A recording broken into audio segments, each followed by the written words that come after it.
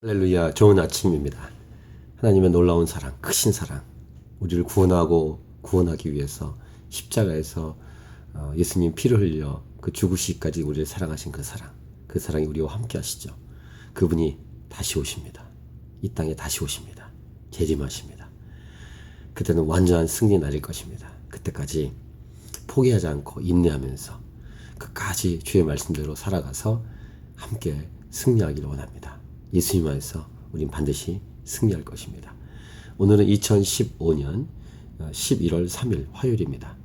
오늘 우리에게 주시는 말씀은 데살로니가 후서 마지막 3장 1절부터 18절 선을 행하며 믿음의 본을 보이십시오. 이 재림에 관한 이 마지막 때에 관한 이 말씀을 사도 바울을 통해서 데살로니가 교회에 주었는데 어떤 이들은 열심히 살았지만 어떤 이들은 자신의 일을 다 놓고 그러니까 흐트러지고 삶이 엉망이 되는 그런 사람들이 많고 또 방해도 많아서 다시 이 재림을 정리해서 쓴 편지가 이 전서, 특별히 후서 이 편지죠. 이 3장에서 우리에게 주시는 말씀은 이것입니다. 하나님 말씀 그 마지막 때 왔을 때 하나님 말씀을 더 붙들고 거룩하게 살아가야 되며 그 다음 자신에게 주어진 일을 최선을 다해 충성해야 된다는 말씀이 오늘 말씀의 핵심입니다. 그래서 그 유명한 말씀, 센 말씀이지만 누구든지 일하기 싫어하거든 먹지도 말라 라는 사도 바울을 통한 이 말씀도 오늘 본문에 있는 말씀입니다.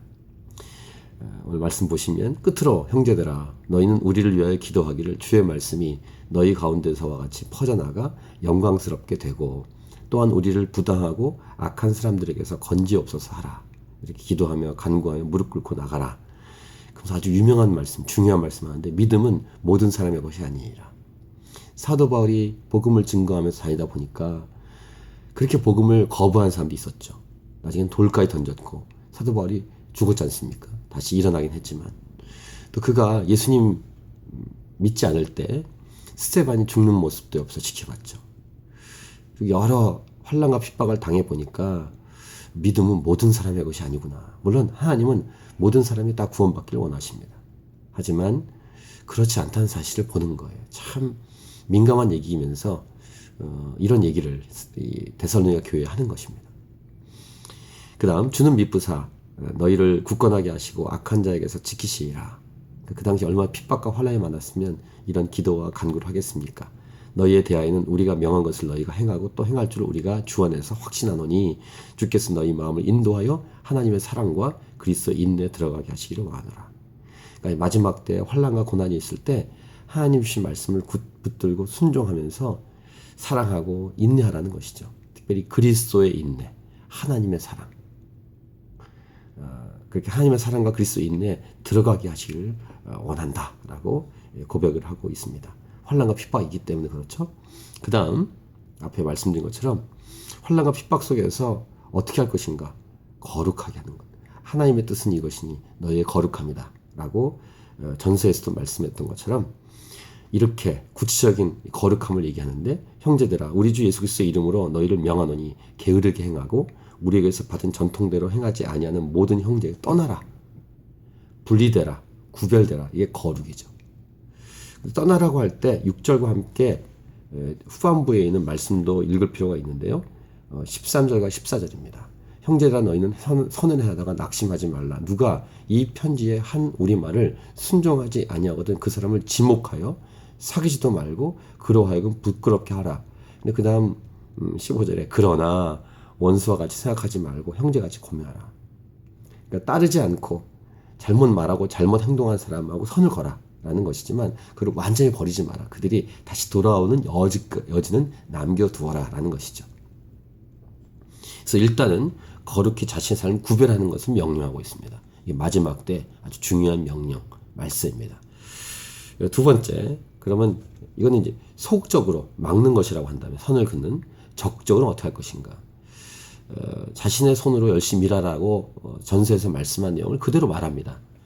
어떻게 우리를 본받아야 할지를 너희가 스스로 아나니 우리가 너희 가운데서 무질서하게 행하지 아니하며 누구에게서든지 음식을 값없이 먹지 않고 오직 수고하고 애써 주야로 일함은 너희 아무에게도 폐를 끼치지 아니하려 함이니. 사도 바울은 복음을 증거한 자로서 예수님도 말씀하셨죠. 먹을 것을 요구할 수 있습니다. 그런 권리가 있는데 그렇게 하지 않았다는 거예요. 텐트 메이킹, 자신이 일하면서 복음을 전했습니다. 참으로 목회자 같은 저희들은 이런 말씀이 도전이 됩니다. 귀감이 되고. 우리에게 권리가 없는 것이 아니요. 권리가 있다는 거예요. 그러나 그걸 쓰지 않겠다는 겁니다. 십자가의 스피릿이죠. 오직 스스로 너희에게 본을 보여 우리를 본받게 하려 함이니라. 우리가 너희와 함께 있을 때에도 너희에게 명하기를 누구든지 일하기 싫어하거든 먹지도 말게 하라. 이런 맥락에서 이 말씀 나온 것입니다. 그렇기 때문에 마지막 때가 올수록 흔들리지 말고 자신에게 부여된 부르심대로 주어진 일을 충성되게 하라. 근데 이것을 더 세게 흐트러진 사람들에게 누구든지 일하기 싫어하거든 먹지도 말라라고 말하면서 본인이 이미 본을 보이고 있었다는 것을 말하는 것입니다. 권한이 있지만 권한을 쓰지 않겠다고 말하는 것이죠. 할렐루야. 이것이 앞으로의 마지막 때를 살아가는 저를 포함한 예수님 자의 모습이어야 한다고 믿습니다. 자신에게 주어진 일을 열심히 일하는 것입니다. 마지막 때가 올수록.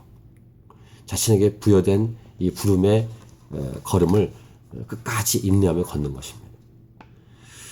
그리고 마지막 11절 10절에 이런 자들이 있다는 거예요. 우리가 들은즉 너희 가운데 게으르게 행하여 도무지 일하지 아니하고 일을 만들기만 한 자들. 이 말이 뭐냐면 쓸데없는 일에 간섭하고 잘못된 일만 만드는 사람들. 자신의 일은 하지 않고 이렇게 들쑥이는 사람들. 그런 사람을 지금 말하고 있습니다. 이런 자들에게 우리가 명하고 주 예수 그리스도 안에서 권하기를 조용히 일하여 자기 양식을 먹어라. 그러니까 자기 일을 하지 않고 다른 것 쓸데없이. 보통 마지막에 대한 이슈가 있으면 패닉 상태에 빠지고 사람들이 자신의 삶을 이렇게 좀 손잡기가 어렵고 뭐 그런 인간적인 연약함이 있죠. 근데 심해서 혼란스러운 지경까지 만드는 사람들도 있습니다. 전쟁 때라든가 전시 상황에서. 근데 그렇게 하지 말라는 것입니다. 끝까지 자신의 일을 충성되게 하라는 것입니다. 보십시오. 조용히 일하여 자기 양식을 먹어라. 이게 마지막 때의 태도입니다. 거룩하라. 구체적으로는 그렇게 일만 만드는 사람들을 선을 긋고 그 다음 어떻게 하라고요? 자신에게 주어진 일을 적극적으로 하라. 이것이 마지막 때를 살아가는 거룩한 삶이라고 말하는 것입니다. 오늘 이 하루, 이 주어진 하루 어떻게 사시겠습니까? 하나님 기뻐하는 이 하루가 되기를 축복합니다. 그래서 주의 영광이 여러분 삶을 통해 드러나고 여러분을 통해서 많은 사람이 살아나는 역사가 있기를 기도합니다. 오늘도 승리하십시오.